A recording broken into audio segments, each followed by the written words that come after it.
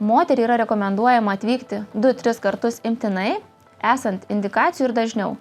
Kiekvieno apsilankimo metu yra matuojamas arterinis kraujo spaudimas, taip pat vėl vertinamas yra šlapimo tyrimas, toliau matuojamas ir vertinamas gimdos dugno aukštis ir vaisiaus širdies ritmas. Nuo 30 nėštumo savaitės yra išduodamas nedarbingumo pažymėjimas ir nėštumo ir gimdymo atostogų pažymėjimas.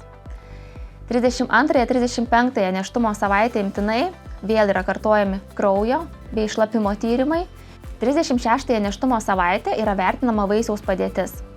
Nustačius sėdmenų pirmygą, siūlomas išorinis vaisiaus apgręžimas.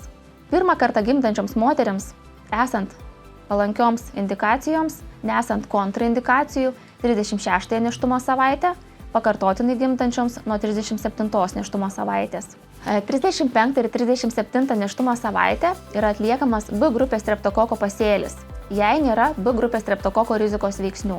Šiame laikotarpyje mes kalbame toliau apie nėščiųjų priežiūrą, aptariame artėjančio gimdymo požymius bei žindymo klausimus. Suėjus gimdymo terminui ir einant 41 nėštumo savaitei, nėščioji turi atvykti pas ją prižiūrinti specialistą, įvertinti jos būklei bei vaisiaus būklei. Yra priimamas sprendimas dėl kito apsilankymo ir siuntimo guldymui į stacionarą.